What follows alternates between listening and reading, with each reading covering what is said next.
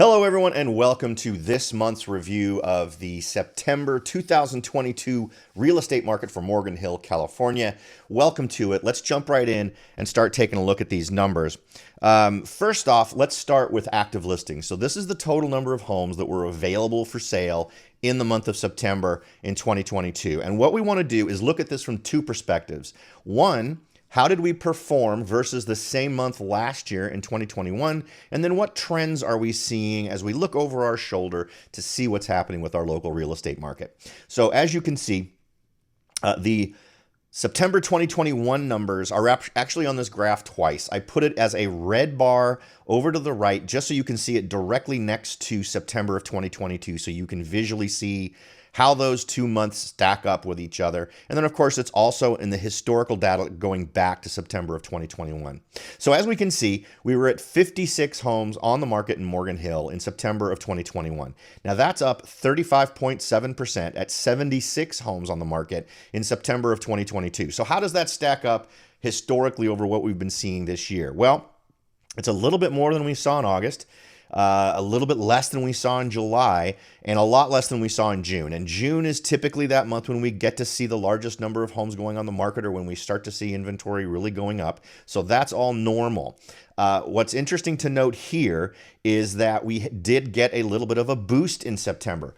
We normally don't get a boost in September. Now, if you look at September last year, so let's try to calibrate ourselves to what happens over time. Last year, once we hit September, now you can see August and September of last year, we're really on par with each other. Inventory stayed relatively the same numbers this year up to September, up to August. But take a look at what we see happen typically right after September. As we go into October, we typically see a drop. In November, we tend to see another drop. And then an even further drop in December. Now, so in terms of setting expectations for what we should normally see, and remember last year's market was quite a bit more robust in terms of the number of buyers that were on the marketplace. Interest rates were far lower a year ago than they are today. So from where we sit today, we would expect to see inventory numbers drop in October and November. I'm not sure we're going to see that. I think that the amount of drop is going to be less, and I think there is even a possibility that we see a net increase in the number of total active listings. Now, we'll have to see. I think it'll either be right around the same level or a little more, but I don't think we're going to see the same dramatic drop-off. We're just not selling off existing inventory as much as we have in past years. So I don't think that's going to be something that that reflects the same things that we saw in 2021. Okay. Now let's take a look at Morgan Hill new listings. Now, these are homes that decided to put their home on the market in the month of September and actually listed their property. Now, if we compare this to the same time last year, we can see that 46 homes were listed this year in the month of September, 57 homes listed in this month last year for a net decrease of 19.3%. So almost 20% fewer people putting their homes on the market, despite the fact, as you remember from the last graph, we continue to see increasing active listings per month, simply because we're not selling off those homes. Those homes are tending to stay on the market, so they're accumulating. Now, if we look at historically what we've seen, once we hit, we've got numbers going all the way back to July for this particular graph. So we see July peaking in terms of new listings, which is relatively normal. And then we start to see a steady decrease. Same thing being reflected here between July, August, and September. Same general trends. What will be interesting to note here in terms of new listings. Now, last year, what we saw was a slight increase in October with a decrease in November, decrease in December. Very normal when we hit the holiday season. Normally, when we get into Thanksgiving and Christmas seasons, we tend to see the number of new listings coming on the market drop. Given what we see right now, how there likely no interest rate drops are on the horizon. In fact, if anything, the Fed is likely to increase interest rates. And if past experience is any indicator, instead of it being a 0.75% increase, I wouldn't be surprised if we start seeing 1% increases. The last time they did an increase, we actually saw inflation continue to grow. So you fight inflation by increasing interest rates. So if this is the tool, the primary tool they're using, and it seems to be the primary tool they're using, then we're going to see them increasing interest rates. And I think not only by 0.75, but potentially by a full point. So be aware of that. I think that buyers are going to get hit even harder as we move further into the end of the year. And I don't think that, as we see that continuing as a trend, more sellers may come to realize that this is the time to take their money out of their homes. They may see this as a longer term problem, particularly since once we deal with inflation, we then have to deal with recessionary problems. So we may see an increase in the folks joining the marketplace. So we're going to keep an eye on this one. All right, next, Morgan Hill homes sold in September of 2022. This is another interesting one, and it's tough to pull a whole lot of trends out of this. We had a lot of fluctuation last year around this number. But in terms of homes sold in September of 2022, we had 41 homes sold in Morgan Hill. Last year, we had 46. That was a 10.9% decrease in the total number of homes sold.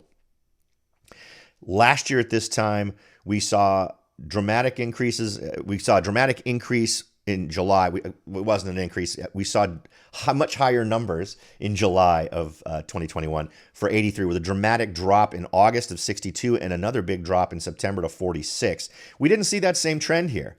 Notice how in July, we actually saw a very low number. We only had 44 homes sell in July, with then an uptick in August. So we're really, any trends we might want to tease out of this in terms of helping us anticipate or set our expectations, I'm not seeing anything here that is really going to set the stage for us. If we try to use the numbers for total number of homes sold beyond September, if we use last year as a model, we would expect to see an increase in the number of homes that sell from October to December. I honestly don't think that we will see that. I think that we will see home sales remaining relatively flat. And as we move further into the year, if we do see what I expect to be dramatic increases in interest rates, I actually think we may end up seeing the number of homes sold decreasing as we move towards the end of the year. Okay. Next, average list price. Now, this is, whenever I share this number, I like to share it as the original list price, meaning this is the price that was on the listing agreement when the seller signed with the real estate agent. Now, why do I do that? It's because we want to understand, because this is very important. If you are a buyer, you want to understand what the expectations of that seller were when they listed the home, right? And of course, this is a number that's good to know when you're going to go in and make an offer. You want to know where the seller was calibrated to in terms of what they thought they were going to sell the home to versus what it may be listed for now, right? Because that price may have been reduced before you decide to make your offer. But understanding the psychology behind these numbers can help you form a much better offer, or at least inform you in a way to ask smart questions of the listing agent so that you might get more insights into craft the perfect offer to get you accepted versus someone else. So if we calibrate ourselves to what expectations were, these aren't sales numbers, these are listing numbers. We see that in the month of September for 2022, the average list price in Morgan Hill was $1,497,000, and last year it was $1,391,436, which is an updated number. The number that I have in September of 2021 is about $1,000 less. That is because the MLS updated that number since I ran those numbers during that time. But overall, we see a 7.6% increase in what expectations were on the part of sellers.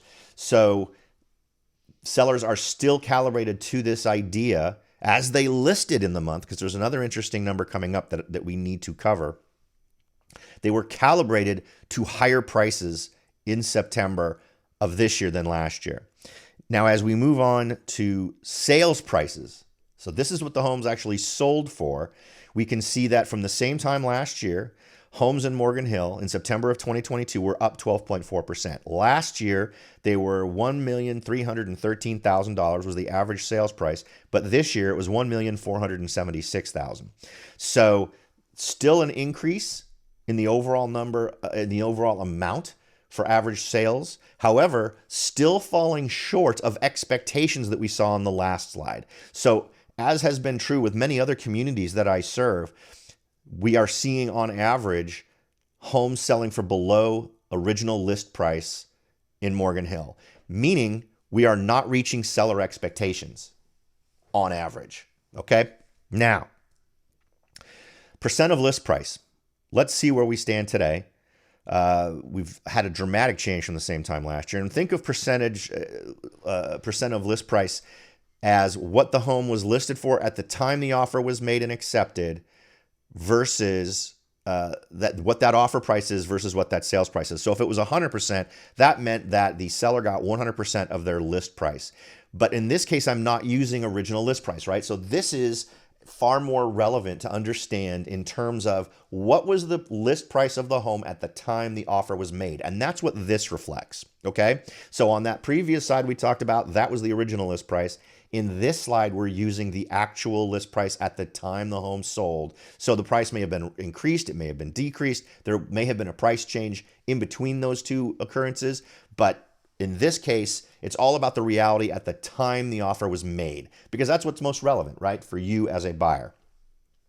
Now, today, in September of 2022, 99% is the percent of list price. So on average, people were taking 1% below list price as the offer they accepted. So this would indicate we're not seeing as many multiple offers, or if we are seeing multiple offers, none of them are coming in at or above asking price. Now we compare that to the same time last year where sellers were getting 104%. So they're getting 4% on average above their asking price.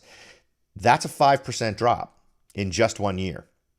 That's a substantial amount of money, and it also indicates our softening market. It was a 4.8% drop from the same time last year.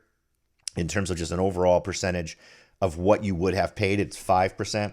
So calibrate yourself to numbers like this, because it means you can be more aggressive in your offer strategy as a buyer. As a seller, I think this brings home some important things that we're also going to touch on in a minute relating to really pricing your home correctly. Right now, it is important to be able to grab the attention of buyers because there are fewer buyers to choose from than in previous years. Your real estate agents cannot simply put your home on the MLS and hope for the best with whatever number. You need to come out strong, and you need to be the most desirable home at your price point with your amenities on the market to get sold quickly. All right, next. Total days on market. This is finally a real number, meaning that in past months and years, what we've seen is real estate agents simply defining when this number would happen, right?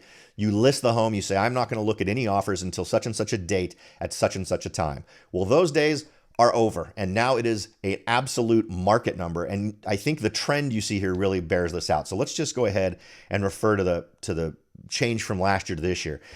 Last year, in September of 2021, homes were selling in 15 days. And as I said, that was a defined day.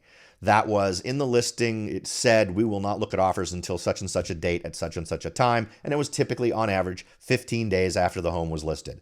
Or it was 2 weeks after, and then it took a day to filter through all the offers that were submitted at that deadline to accept them the next day or two after the deadline occurred. This year, September of 2022, that number is 31 days. And that's not what real estate agents are picking. That is what the market is imposing because of lower buyers out there ready to purchase a home. That's a 106% increase in the same time last year. And that indicates a dramatic shift in what buyers and sellers are facing in today's marketplace. Next, this is the number I wanted to hit, because I think this is a dramatic indicator of what's happening. Now, this is the price reductions. The average price reduction in Morgan Hill in September was 47.9%. Last month, right? So in August of 2022, that number was at 35.7%. So we saw it jump from a little over a third of properties in August to nearly half of properties in September had their list price reduced in the month of September. Now, what's interesting is that in August, the city that had these kinds of numbers was Gilroy. Gilroy saw about that number, about 50% in the previous month. Then it was Morgan Hill. it wouldn't be surprising to me if we see this, because the outlying communities tend to get hit first with these realities. So Morgan Hill was the second hit in the areas that I serve. It's not going to surprise me if we start seeing San Jose and other areas be the next ones to see these more dramatic changes in list price as sellers get calibrated. But also, let's keep this in mind.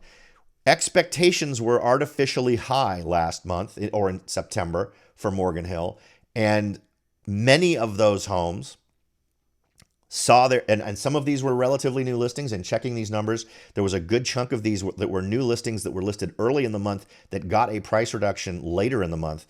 But I think from here out, we see the market recalibrating itself to the new reality. Morgan Hill seems to get it and did a huge correction in September. It'll be very interesting to see what happens in October. I ran some numbers this morning just before I decided to do this review and found that 22 homes had price reductions so far in October. And that's about half the inventory. That's a little less than half the inventory. So we'll see if it ends up being a 35% number as it was last month. But I get the feeling that since we're not even all the way through the month yet, that we're going to see that the price reductions are, again, a relatively high number for Morgan Hill. All right. I hope that's been valuable. If I want to leave my buyers, sellers, and investors with any advice for Morgan Hill based on these numbers, I'm going to suggest to my buyers, hold on a little bit. I think that we are going to see some opportunities present themselves in Morgan Hill that will be more lucrative for you. We're so close to the holiday season. I strongly suggest you wait for November and December and see what happens. If certain homes that stay on the market during those 2 months are homes where the seller wants to get that home sold. If a seller has the discretion, they're going to take that home off the market so that they can do Thanksgiving and Christmas without the interruptions involved in selling a home. So you're going to find those sellers are more motivated and potentially more open to aggressive offers.